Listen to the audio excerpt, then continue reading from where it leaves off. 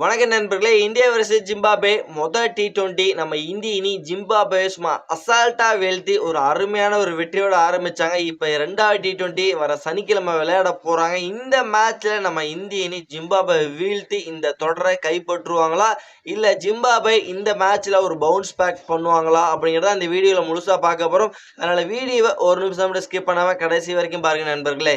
நண்பர்களே, India versus Zimbabwe first T20 India ஒரு attacking கேமோட ஆரம்பிச்சு ஒரு அருமையான வெற்றியை பதிவு பண்ணாங்க. இப்ப 2வது T20 நாளைக்கு ஈவினிங் 4:30 மணிக்கு RRA ஸ்போர்ட்ஸ் கிளப்ல விளையாட போறாங்க. சேம் வென்யூ தான், பிளஸ் சேம் டைம் தான். இந்திய நேரப்படி 4:30 மணிக்கு விளையாட போறாங்க.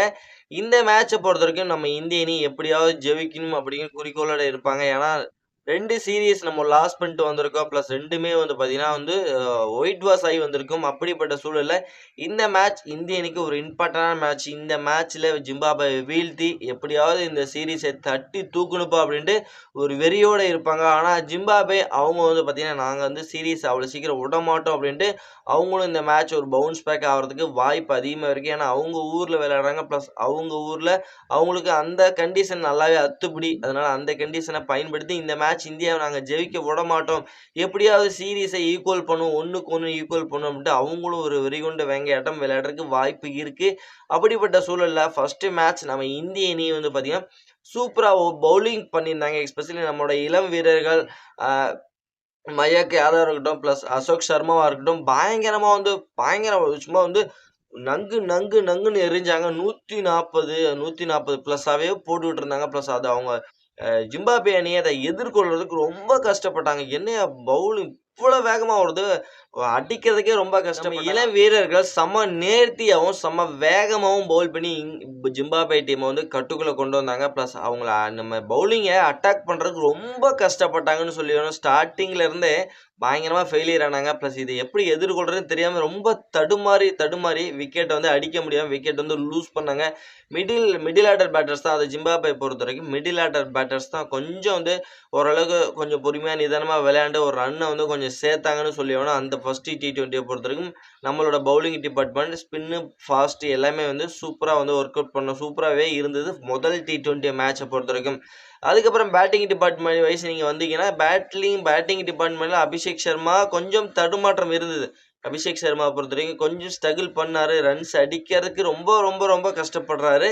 அதனாலதான் ஒரு ஓவர் கொஞ்சம் தடுமாற்றம் இருந்தது. பிளஸ் இருந்தாலும் நான் அடிக்க போறேன்ட்டு போய் விக்கெட் லூஸ் பண்ணாரு. ஆனா சுட்டி குழந்தை வைபவ் சூரியவன்சி கொஞ்சம் கூட பயம் இல்லை, பதட்டம் இல்லை, கொஞ்சம் தடுமாற்றம் இல்லை, எந்த ஒரு மாற்றமும் இல்லை. அவர்கிட்ட இருந்து எப்படி போட்டாலும் அடிப்பேன், எங்க போட்டாலும் அடிப்பேன்ட்டு அடிச்சுக்கிட்டே இருந்தாப்புல. இஷான் கிஷன் நல்ல ஒரு பேட்டிங் பர்ஃபார்மன்ஸ் கொடுத்தாரு. அதுக்கப்புறம் ஸ்ரேயஸ் ஐயர் அப்படின்ட்டு வந்த எல்லாரும் கொஞ்சம் பேட்டிங்ல நல்லாவே பவுல்ஸ் பேக் ஆனாங்க. இந்தியா கொஞ்சம் நல்லாவே பண்ணாங்க. எஸ்பெஷலி இந்தியாவோட சப்போர்ட் ஸ்டாஃபா இருக்கட்டும், பிளஸ் இந்தியாவோட கோச் விவிஎஸ் லட்சுமணன் எல்லாமே கொஞ்சம் இந்த சீரீஸ்ல மாறி இருக்கிறாங்க. பிளஸ் கௌதம் கம்பீர் கிடையாது இந்த சீரீஸை பொறுத்த வரைக்கும். பிளஸ் அதெல்லாமே ஒரு இந்தியாவுக்கு பிளஸ் பாயிண்டா என்னன்னு எனக்கு தெரியல. பிளஸ் இந்தியாவை பொறுத்த வரைக்கும் முதல் T20ல நம்மளோட பவுலிங்கும் பேட்டிங்கும் சூப்பரா இருந்தது. பிளஸ் அதே மாதிரி பவுலிங்ல ஒரு அட்டாக்கிங் ஒரு பவுலிங்கை கொடுத்தாங்கன்னா இந்த 2வது T20ல ஜிம்பாப்வே மறுபடியும் கட்டுக்குள்ள கொண்டு இந்த 2வது T20ல அவங்கள வீழ்த்தலாம்.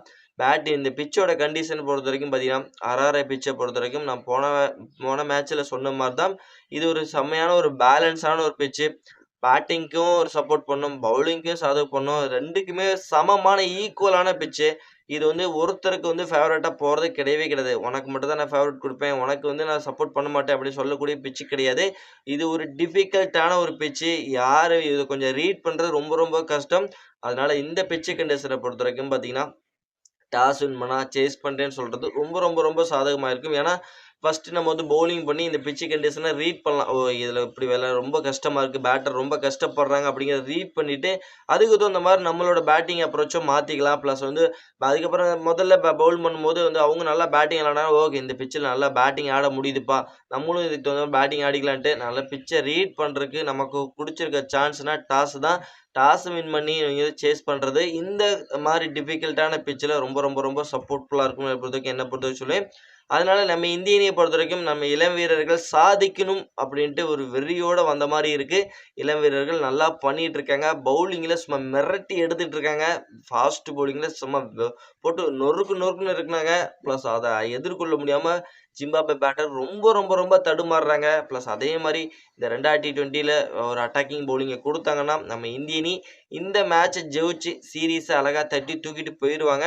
இந்த சீரிஸ நம்ம இந்திய அணி ஜெயிச்சு சீரிஸ் தட்டி தூக்குமா? இல்ல ஜிம்பாப்வே இந்த மேட்ச் நம்ம இந்திய அணிய வீழ்த்தி தொடர்ல 1க்கு 1 ஈக்குவல் பண்ணுவாங்களா? அப்படிங்கிறத நீங்க வந்து மறக்காம நம்ம கமெண்ட் செக்ஷன்ல கமெண்ட் பண்ணிட்டு, இந்த வீடியோ உங்களுக்கு எந்த அளவுக்கு புடிச்சிருக்குன்னு லைக் பண்ணி, ஷேர் பண்ணி உங்க சப்போர்ட்டையும் ஆதரவையும் குடுத்தீங்கன்னா ரொம்ப யூஸ்ஃபுல்லா இருக்கும். மறக்காம நம்ம சேனல சப்ஸ்கிரைப் பண்ணி சப்போர்ட் பண்ணுங்க நண்பர்களே.